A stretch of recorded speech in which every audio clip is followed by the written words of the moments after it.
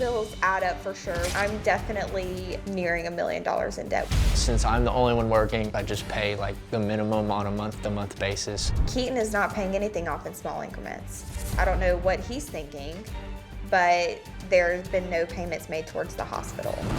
I've paid for hospital bills, electric bills, rent, really whatever she needs. I've paid close to $20,000 for Caitlin. At this point, I pay more of the bills at her house than Keaton does. This is a weird dynamic here. It is. Does this seem weird to you? It's not your normal, for sure. Yeah. Well, what do you think, Keaton? Yeah, it's weird. Do you want your marriage to work? Of course, yeah. Do you want your marriage to work? 110%. What you're experiencing is fixable. It really is. I feel like I'm not fixable. I know you do, but it hasn't been that long since you were really different, right? So the best predictor of future behavior is relevant past behavior. And you've got a long history of being really different and a short history of being this way. So you've got a much longer history of being functional and fun and energetic and having a full life. This is just a hiccup. We just need to unhiccup.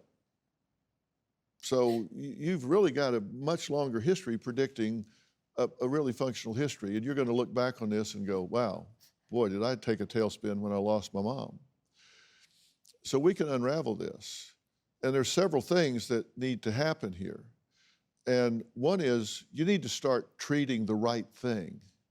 And your mother would not want you to be doing this. And you two have a relationship and you are an interloper, well-intended, but you need to go home. And you two need to work this out between you.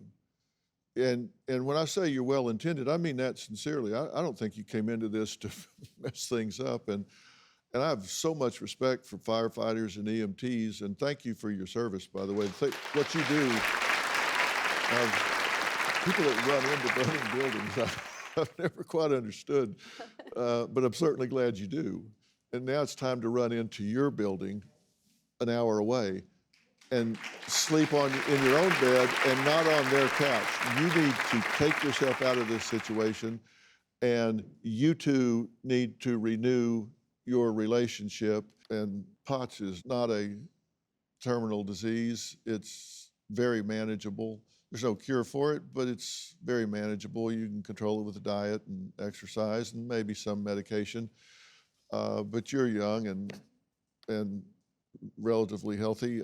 I think that's something that can really be minimized in your life. But you need to say, I need to get my anxiety under control. And when you get your anxiety under control, then you're not going to be hypersensitive to every little thing that scares you. You're going to learn to label it differently and cope differently and recognize anxiety for what it is. Do you have a story or a question for me? Click the link in the description and tell me what in the world is going on.